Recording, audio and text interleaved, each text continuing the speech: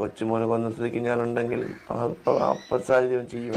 എന്റെ ജ്യേഷ്ഠത്തെ കൊലപ്പെടുത്തുന്നത് ഞാൻ ആഗ്രഹിക്കുന്നു. അവരോടൊക്കെ ചത്തുപോയിരുന്നെങ്കിൽ നമുക്ക് പ്രശ്നമില്ല. ഇവിടെയാണ് അഫ്ഫാന്റെ ഉമ്മ ഷെമി ഉള്ളത്. നമ്മുടെ ഇവിടെ കൊണ്ടുവരാൻ കാരണം എന്ന് വെച്ചാൽ അവരെ ഡിസ്ചാർജ് ചെയ്തപ്പോൾ അവർക്ക് ആ വീട്ടിൽ പോകാൻ പറ്റില്ലല്ലോ എന്തായാലും. രണ്ടാമത്തെ കാരണം എന്ന് വെച്ചാൽ മറ്റെവിടേക്ക് വിളിച്ചവർ തിരക്കി എല്ലാവരും ഭീമമായ തുകകൾ പറഞ്ഞു. അപ്പൊ അത് അവരെ കൊണ്ട് സാധിക്കില്ല.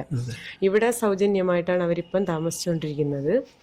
പിന്നെ ഞങ്ങളൊരു മനുഷ്യത്വത്തിന്റെ പേരിൽ അമ്മയ്ക്ക് നടക്കാനും ഒരു 2-3 പേരെ സഹായം ആവശ്യമാണ്. അവർക്ക് ഇപ്പൊ എഴിക്കുമ്പോ വിറയിലൊക്കെ ഉണ്ട്, ഷിവറിങ്ങിന്റെ ഒരു നടക്കാൻ പറ്റില്ല എന്ന് പറയുന്നത് കേട്ടു. നടക്കാൻ ബുദ്ധിമുട്ടാണ്. ഒരു 2-3 പേരെ സഹായത്തോട് കൂടിയേ അവർക്ക് നടക്കാൻ പറ്റുള്ളൂ. എഴുന്നേക്കാൻ പോലും അങ്ങനെ പറ്റുള്ളൂ. എഴുന്നേക്കണമെങ്കിൽ ആൾ വേണം, കാരണം കഴുത്തിന് ബാലൻസ് ഇല്ല. എന്ത് മിറാക്കിളാണ് കഴിഞ്ഞ ദിവസം സംഭവിച്ചത് എന്നറിയില്ല. എന്തായാലും അഫാന്റെ മാതാവ്, അതായത് ഷെമി, കഴിഞ്ഞ ദിവസം മൊഴി നൽകിയിരിക്കുകയാണ്. അഫാനാണ് തന്നെ ഉപദ്രവിച്ചത് എന്ന് മൊഴി നൽകിയിട്ടുണ്ട്. എന്തായാലും കഴിഞ്ഞ ദിവസം ശ്രീകണ്ഠൻ നായർ വന്നിട്ട് വീട് കൊടുക്കാം എന്നൊക്കെ പറഞ്ഞിട്ടും ഇങ്ങനെ ചോദിക്കുന്നുണ്ടായിരുന്നു, എന്ത് പറ്റിയതാണ്, തലയ്ക്ക് ഇത്ര മുറിവ് പറ്റിയതൊക്കെ എങ്ങനെയാണെന്നൊക്കെ ചോദിച്ചപ്പോൾ ഞാൻ കട്ടിലിൽ നിന്ന് വീണിട്ടാണ് എനിക്ക് ഇങ്ങനെയൊക്കെ സംഭവിച്ചത് എന്ന് ആ ശ്രീകണ്ഠൻ നായരോടും പറഞ്ഞതാണ്. അതിന്റെ വീഡിയോസ് ഒക്കെ നമ്മൾ കണ്ടതുമാണല്ലോ. അപ്പൊ അത് കഴിഞ്ഞിട്ട് കുറച്ച് മണിക്കൂറുകൾക്ക് ശേഷം എന്തായാലും ഷെമിയുടെ മനസ്സ് മാറിയിട്ടുണ്ട്. ഷെമി കാര്യങ്ങളെല്ലാം കറക്റ്റായിട്ട് പറയുന്നുണ്ട്. എന്തായാലും അഫാനാണ് തന്നെ ഈ രീതിയിലാക്കിയത്, അഫാൻ ചെയ്ത ക്രൂരതയൊക്കെ പറയുന്നുണ്ട്. അഫാൻ ചെയ്ത തെറ്റിന്റെ കാഠിന്യം ഇപ്പൊ ഷെമിക്ക് മനസ്സിലായിട്ടുണ്ടാകും. സുനിഷ, ഞെട്ടിക്കുന്ന കാര്യങ്ങളാണ് ഈ ഉമ്മ മൊഴിയായിട്ട് കൊടുത്തിരിക്കുന്നത്. ഈ ആത്മഹത്യയെക്കുറിച്ച് നേരത്തെ അഫാൻ ചിന്തിച്ചിരുന്നു എന്ന സൂചന കൂടി നൽകുന്നുണ്ട്.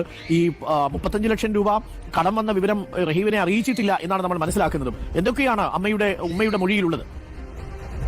അരുൺ, അഫാൻ ഈ കൊലപാതകമൊക്കെ നടത്തിയത് എന്തിനു വേണ്ടിയായിരുന്നു എന്ന കണ്ടെത്തലിലേക്ക് തന്നെയാണ് പോലീസ് എത്തിക്കൊണ്ടിരിക്കുന്നത്. അതിന്റെ ഭാഗമായി നേരത്തെ തന്നെ ഈ ഉമ്മ ഷെമീനയുടെ മൊഴി രേഖപ്പെടുത്തിയിരുന്നു. പക്ഷേ കഴിഞ്ഞ തവണയൊക്കെ തന്നെയും മൊഴി രേഖപ്പെടുത്തുമ്പോൾ ഈ ഉമ്മ പറഞ്ഞിരുന്നത് ആ കട്ടിലിൽ നിന്ന് വീണാണ് തനിക്ക് ഈ പരിക്ക് പറ്റിയത് എന്നതടക്കമുള്ളതായിരുന്നു. ആ വിഷയത്തിൽ നിന്ന് അല്ലെങ്കിൽ ആ മൊഴിയിൽ നിന്ന് മാറാൻ അവർ തയ്യാറായിരുന്നില്ല. പക്ഷേ ഇന്നലെ കഴിഞ്ഞ ദിവസമാണ് കിളിമാനൂർ പോലീസ് ഈ ഉമ്മയുടെ മൊഴി എടുക്കുന്നത്. ഈ ഉമ്മയോട് ഈ വിഷയങ്ങളെല്ലാം പറഞ്ഞതിന് ശേഷം, അതായത് ഇളയ മകനടക്കം കൊല്ലപ്പെട്ടു എന്ന വിവരം പറഞ്ഞതിന് ശേഷമാണ് ഉമ്മ ഇപ്പോൾ ഈ വിവരം പറയാൻ തയ്യാറായത് എന്നതാണ് മനസ്സിലാക്കാൻ കഴിയുന്നത്. അതായത് ഉമ്മ പറഞ്ഞിരിക്കുന്ന മൊഴി ഇങ്ങനെയാണ്. നേരത്തെ തന്നെ, അതായത് 50,000 രൂപ ഈ ബന്ധുവീട്ടിൽ, നേരത്തെ ചുള്ളാലത്തെ ഈ 2 പിതാവിന്റെ സഹോദരനെയും സഹോദരന്റെ ഭാര്യയും കൊലപ്പെടുത്തിയിരുന്നു. ഇവരോട് 50,000 രൂപയ്ക്ക് ആവശ്യപ്പെട്ടിരുന്നു എന്നതാണ്. പക്ഷേ ഈ 50,000 രൂപ കടമായി ചോദിച്ചപ്പോൾ ബന്ധുക്കൾ കളിയാക്കുന്ന തരത്തിലേക്ക്, അപമാനിക്കുന്ന തരത്തിൽ സംസാരിക്കുന്ന സ്ഥിതിയാണ് ഉണ്ടായത് എന്നതാണ്. ഒപ്പം തന്നെ പണം നൽകാൻ സമ്മതിച്ചില്ല, മോശമായി അഫാനോട് സംസാരിക്കുന്ന സ്ഥിതിയും ഉണ്ടായി. ഇത് അഫാനെ പ്രകോപിപ്പിച്ചു എന്നതാണ് ഈ ഉമ്മയുടെ മൊഴിയിൽ പ്രധാനമായും പറയുന്നത്.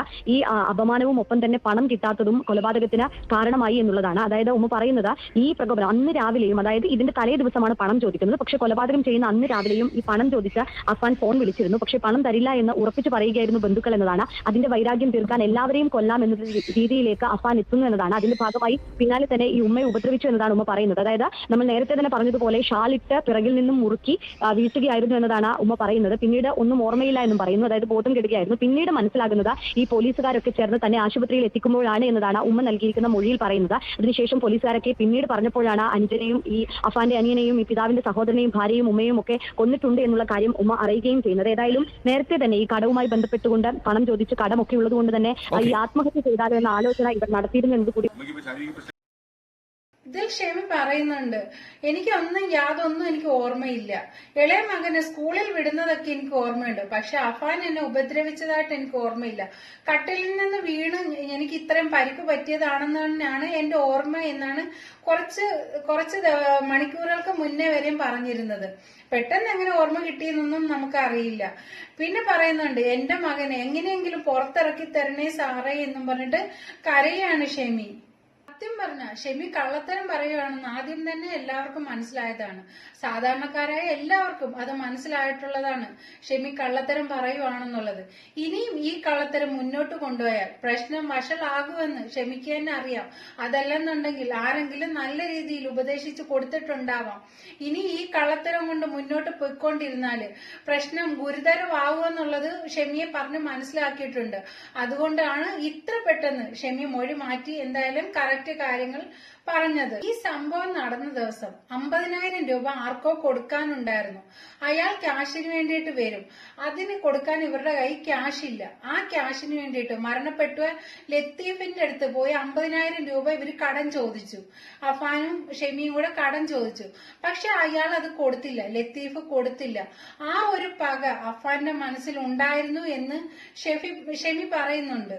പിന്നെ ഷെമി പറയാണ്, 2 മക്കളെയും കൊന്ന് ഞാനും ചാവാൻ ഞങ്ങള് കൂട്ടത്തോട് ആത്മഹത്യ ചെയ്യാനാണ് ആദ്യം കരുതിയിരുന്നത്. അതിനിടയ്ക്ക് അഫാൻ ഇങ്ങനെയൊക്കെ ചെയ്യുമെന്ന് ഞാൻ കരുതിയില്ല. അവൻ പെട്ടെന്നുള്ള ഒരു പ്രകോപനത്തിന്റെ പുറത്താണ് അവൻ ഇങ്ങനെയൊക്കെ ചെയ്തത് എന്നാണ് ഷെമി പറയുന്നത്. പക്ഷെ അവൻ പെട്ടെന്നുള്ള ഒരു പ്രകോപനത്തിലൊന്നും അല്ല അവൻ ഇത് ചെയ്തതെന്ന് അതെല്ലാവർക്കും അറിയാം. അവൻ ഇത് കരുതി കൂട്ടിയിട്ട് തന്നെയാണ് ഓരോരുത്തർക്കും പോയി പ്ലാൻ ചെയ്ത് ഇവൻ ഈ കൊല നടത്തിയത്.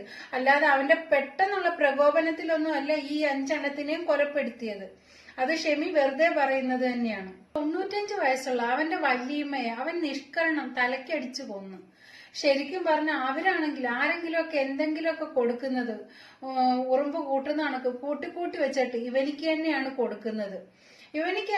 ഇവനോടൊരു പ്രത്യേക സ്നേഹമൊക്കെ ആയിരുന്നു. അവനിക്കാണ് ആ പൈസ ഒക്കെ സ്വരുക്കൂട്ടി വെച്ചിരുന്ന് അവനിക്ക് കൊടുക്കുന്നത്. ആ വല്യമായ പോലും ഇവൻ വെറുതെ വിട്ടില്ല. അവരുടെ മാല ചോദിച്ചിട്ട് കൊടുത്തില്ല എന്നും പറഞ്ഞിട്ട് ആ 95 വയസ്സുള്ള ആ ഒരു ഉമ്മയെ പോലും ഇവൻ വെറുതെ വിട്ടില്ല. ഇവനെയാണോ എളുപ്പം ഇങ്ങ് ഇറക്കി തരണേ സാറേ എന്നും പറഞ്ഞിട്ട് ഈ കരഞ്ഞ് നിലവിളിക്കുന്നത്? പിന്നെ ഫർസാന എന്ന് പറയുന്ന ആ പെൺകുട്ടി ഈ ചെകുത്താനെ സ്നേഹിച്ചു പോയി എന്നൊരു തെറ്റ് ആ പെൺകുട്ടി ചെയ്തിട്ടുള്ളു. അതുപോലെ തന്നെയാണ് ഇവന്റെ അനിയൻ, ആ ഒരു ഇളയ ചെറിയ കുട്ടി. അവൻ ആ ഒരു കുഞ്ഞ് എന്ത് തെറ്റ് ചെയ്തതിന്റെ പേരിൽ അവൻ ഇത്ര വേദന തിന്ന് മരിക്കേണ്ടി വന്നത്? ഇതിനെല്ലാം കാരണക്കാരായ അഫാനും ഷെമിയും ഇപ്പോഴും യാതൊരു കുഴപ്പമില്ലാതെ ജീവനോടെ ഭൂമിക്ക് മുകളിലുണ്ട്. ഒരു തെറ്റും ചെയ്യാത്ത 5 പേര് ഇന്ന് 6 അടി മണ്ണിൽ പള്ളിക്കാട്ടിൽ അന്തി ഉറങ്ങുന്നു. ഇത്രയൊക്കെ ആയിട്ടും ആ ഷെമി എന്റെ ഇളയ മകനോ പോയി, എന്റെ മൂത്ത മകനെ എനിക്ക് വേണം എന്ന് പറഞ്ഞിട്ട് കരഞ്ഞു വാശി പിടിക്കുകയാണ്. അവരുടെ മനസ്സെന്താണ്? ആ ഒരു ചെറിയ കുട്ടി മരിച്ചതിന് അവർക്കൊരു വിഷമവും ഇല്ലേ?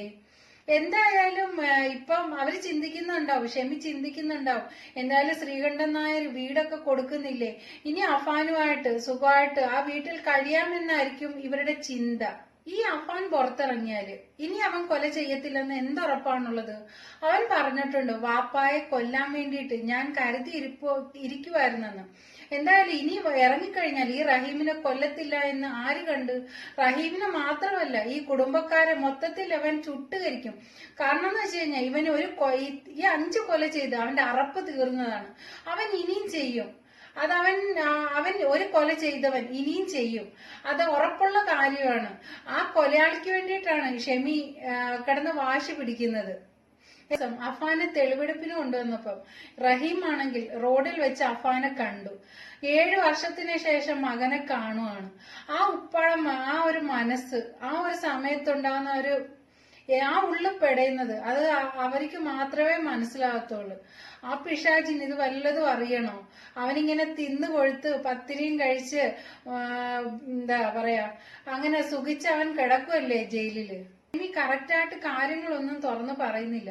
ഈ ഭർത്താവ് അറിയാതെ 35 ലക്ഷം രൂപയുടെ കടം അതെങ്ങനെ വന്ന്, എന്ത് ചെയ്ത്, ഈ കടം വാങ്ങിച്ച എന്ത് ചെയ്തതാണ്, അതൊന്നും ഇതുവരെ ഷെമി തുറന്നു പറയുന്നില്ല. ഇതിനെല്ലാം ഇടയിൽ കിടന്ന് നട്ടം തിരിയാണ് ആ റഹീം എന്ന് പറയുന്ന മനുഷ്യൻ. എന്തായാലും ആർക്കും ഇതുപോലൊന്നും ഒരു വിധി കൊടുക്കരുത്.